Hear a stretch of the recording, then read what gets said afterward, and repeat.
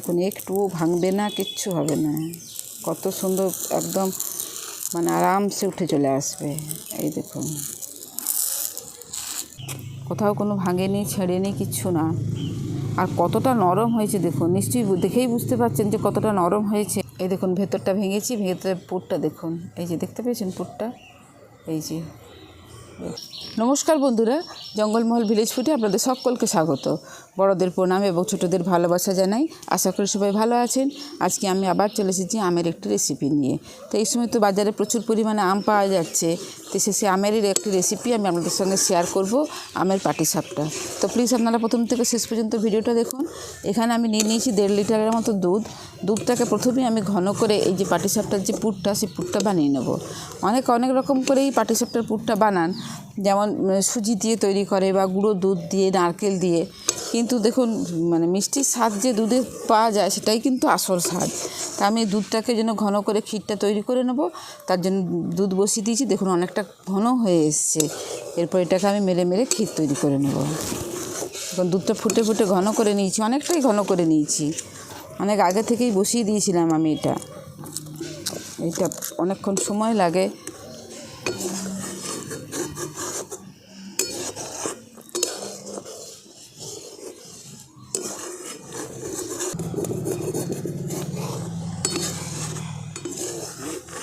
এই দেখুন দুধটাকে ফুটিয়ে কতটা ঘন করে নিয়েছি। এরপর আমি দিয়ে দেবো চিনি। যে যেমন মিষ্টি খাবেন সে সেরকম মাপে চিনিটা দিয়ে দেবেন।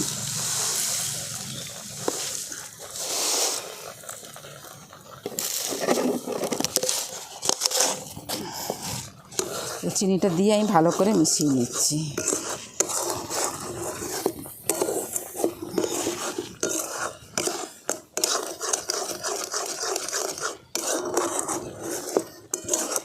এবার চিনি থেকে যে জলটা বেরোবে সেই জলটা শুকনো হওয়া পর্যন্ত অপেক্ষা করতে হবে, তাহলেই কিন্তু তৈরি হয়ে যাবে আমাদের একদম পারফেক্ট ক্ষীর।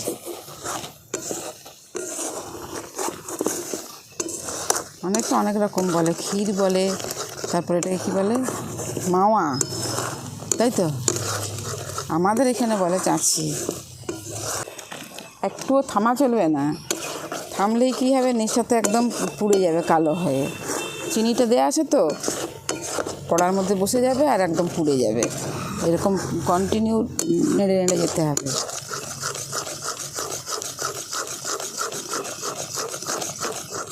দেখুন ক্রমাগত নেড়ে আমি এই যে চিনির থেকে যে জলটা বেরিয়েছে, যে জলটাকেও শুকনো করে নিয়েছি, আর তৈরি হয়ে গেছে এবারে আমাদের এটা পুরো একদম পিঠের জন্য উপযুক্ত ক্ষীর তৈরি হয়ে গেছে। এরপর এটাকে আমি নামিয়ে নিচ্ছি।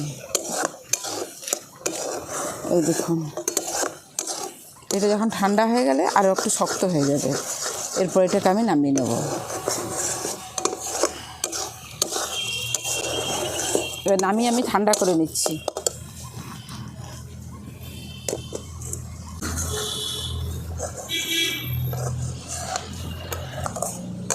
দেখুন এটা ঠান্ডা হতে থাক, চলুন আমি ততক্ষণে এই পাটিসাপটার ব্যাটারটা বানিয়ে নিই। দেখুন এবার আমি পাটিসাপটার ব্যাটারটা বানিয়ে নেব। তার জন্য যে কোনো একটা জায়গা মাপ করে নেবেন, নয় বাটি, নয় চা খাওয়া কাপ, যে কোনো একটা বাটি মাপ করে নেবেন। তা আমি এরকম একটা বাটি নিয়ে নিয়েছি। প্রথমে দিয়ে দিচ্ছি এর 1 বাটি ময়দা। দেখুন 1 বাটির মাপে ময়দা। এর মধ্যে দিয়ে দেবো 1/2 বাটি সুজি। এরপর নিয়ে নিয়েছি চালের গুঁড়ো। চালের গুঁড়োটা নিয়ে নিয়েছি মানে 4 ভাগের, এই বাটিটা 4 ভাগের 1 ভাগ। এর সাথে দিয়ে দিচ্ছি পরিমাণ মতো নুন, দিয়ে দেবো 2 চামচের মতো চিনি। এবার শুকনো অবস্থায় সব কিছু আমি একসঙ্গে ভালো করে মিশিয়ে নিচ্ছি।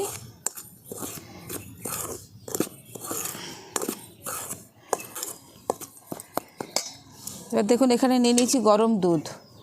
এবার আমি গরম দুধ দিয়ে অল্প অল্প করে মেখে নেব।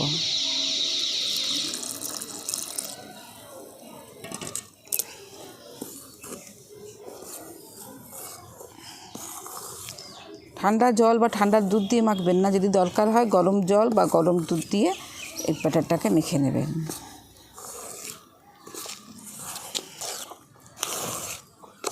দেখুন ব্যাটারটাকে আমি মেখে নিয়েছি, একটু টাইট করে মাখা হয়ে গেছে, এরকমই থাক। আমি এরপর একটু গরম জল করে মিশিয়ে দেবো। এবার এটাকে একটু রেস্টে রেখে দিচ্ছি। ততক্ষণে দেখুন এই যে আমগুলো আছে, আমগুলোর আমি পাল্পটা বার করে নিচ্ছি। তো আমগুলো দেখুন, এগুলো কিন্তু হিমসাগর আম নয়। তো এই আমগুলোকে আমি প্রথমে, ছোটো ছোটো আম তো, তার জন্য আমার 2 থেকে 3টেই লেগে যেতে পারে। তা আমি দেখি যতগুলো লাগে দেবো। এবার দেখুন এই শাঁসগুলো ছোটো ছোটো অংশ করে কেটে আর আমি এই মিক্সিং জারের মধ্যে দিয়ে দিচ্ছি। এই মিক্সিতে পেস্ট করে নিয়ে, এই মিক্সির মধ্যে দিয়ে আর আমি এটাকে পেস্ট করে নেব।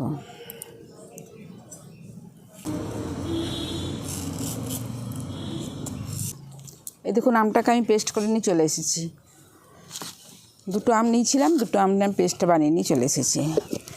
এদিকে দেখুন এই যে ব্যাটারটা মেখে রেখেছিলাম, দেখুন ব্যাটারটা কতটা ঘন হয়ে গেছে।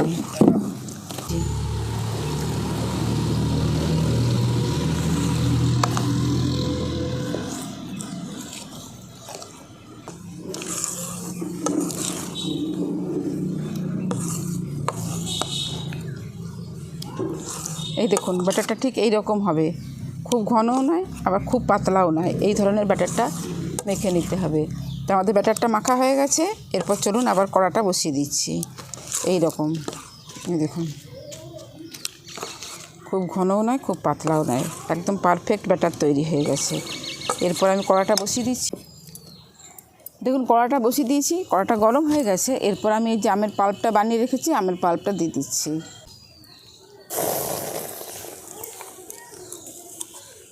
এই আমের পাল্পটা দেওয়ার পরে আমের পাল্পের মধ্যে যে জলীয় অংশ থাকে, সেই জলীয় অংশটাকে আমি একদম নেড়ে নেড়ে শুকনো করে নেব। এর মধ্যে দিয়ে দিচ্ছি আমি আবার 2 চামচের মতো চিনি।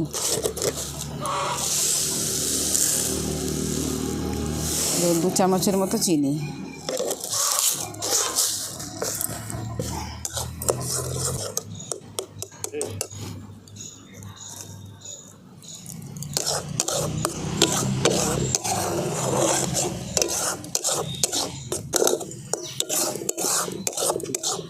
দেখুন চিনিটা দেওয়ার পর অনেকক্ষণ নাড়াচাড়া করে নিয়েছি, আর কালারটা দেখুন কত সুন্দর কালারটা এসছে আমের। এরপর এটাকে আমি নামিয়ে নিচ্ছি। নামিয়ে আমি একদম ব্যাটারের মধ্যে দিয়ে দিচ্ছি।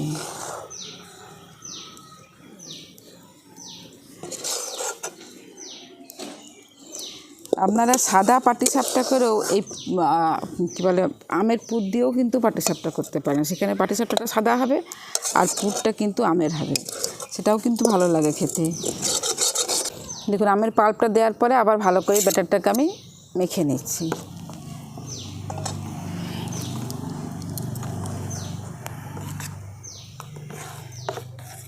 কি সুন্দর কালারটা এসছে গো, দেখুন এর রঙটা কি সুন্দর এসছে। দেখুন এই ব্যাটারটা আমার মাখা হয়ে গেছে। এরপর আমি তাওয়াটা বসিয়ে দিচ্ছি। দেখুন তাওয়াটা গরম হয়ে গেছে, আর এরপর যে ব্যাটারটা আমি তৈরি করে রেখেছিলাম, এরকম চামচে করে আমি 1 চামচ তুলে নিয়ে আর এর মধ্যে দিয়ে দিচ্ছি। এবার দেওয়ার পর এই হাতার সাহায্যে এরকম পিছন দিকটা করে আমি এরকমভাবে বেলে নেব।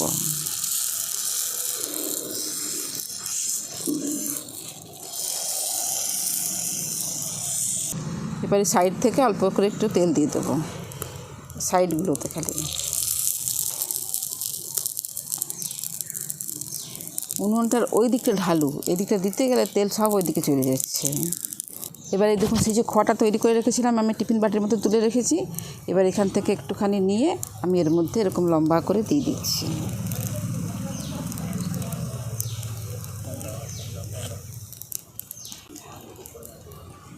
এই দেখুন এইভাবে লম্বা করে দিয়ে দিচ্ছি।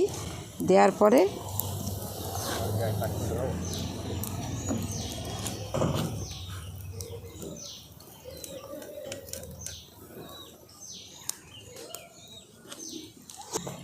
দেখুন ওপরটাও কিন্তু হয়ে গেছে। এরপর আমি এই সাইড থেকে ধরে এইভাবে উল্টে মুড়ে দেবো। দেখুন একটুও ভাঙবে না, কিচ্ছু হবে না, কত সুন্দর একদম মানে আরামসে উঠে চলে আসবে। এই দেখুন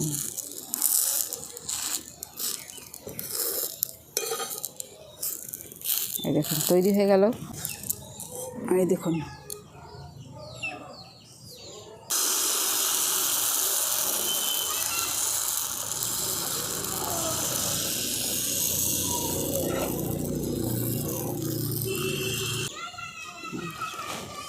দেখুন পুরটা নিয়ে নিয়েছি, পুরটা কিছুটা পুরের মধ্যে এরকমভাবে দিয়ে দিচ্ছি।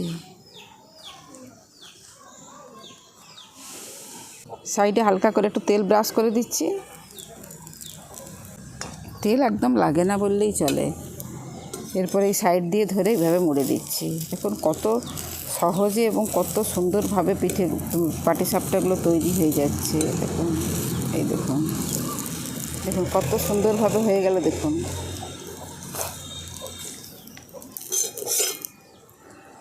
দেখুন কত সুন্দর হয়েছে। দেখুন এই দেখুন, কোথাও একটু ছেড়েও নি, ফাটেও নি, কিচ্ছু না, একদম প্লেন। আর কত সহজেই তৈরি হয়ে যাচ্ছে, আর কত সুন্দর দেখতে হয়েছে। দেখুন দেখুন কত সহজেই তৈরি হয়ে গেল আমের পাটিসাপটা পিঠে। আর একদম মানে দুর্দান্তভাবে তৈরিও হয়েছে। দেখুন একটুও কিন্তু কোথাও ভাঙেও নি, ফাটেও নি, ছেড়েও নি, কিচ্ছু না। তুলতেও কিন্তু কোনো অসুবিধাই হয়নি। পারফেক্টভাবে মাপ নিয়ে যদি তৈরি করা যায় কিন্তু এইভাবেই তৈরি হয়। দেখুন একটুও কোথাও কিন্তু কিচ্ছু হয়নি, কোথাও কোনো ভাঙেনি, ছেড়েনি, কিচ্ছু না। আর কতটা নরম হয়েছে দেখুন, নিশ্চয়ই দেখেই বুঝতে পারছেন যে কতটা নরম হয়েছে প্রত্যেকটাই। দেখুন দেখুন ভেতরটা দেখুন,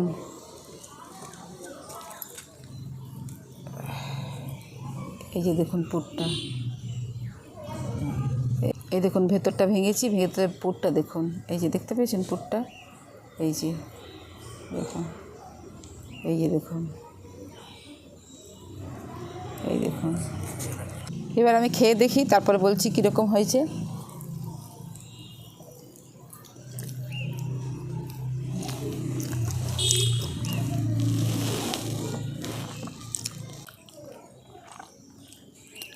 সুপার হয়েছে খেতে, সুপার, কি দারুণ লাগছে খেতে। মানে না বানিয়ে খেলে বিশ্বাস করতে পারবে না, এত সুন্দর খেতে হয়েছে। ভালো লাগছে না খেতে? হ্যাঁ বলো, দারুণ। দেখুন আমি কিন্তু কোনো ফুড কালার দিইনি।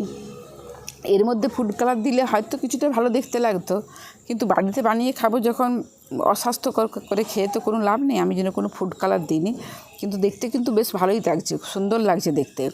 তা আজকের রেসিপি আপনাদের কীরকম লাগলো অবশ্যই আমাকে কমেন্টে জানাবেন। আর বাড়িতে এইভাবে বানিয়ে খেয়ে দেখবেন।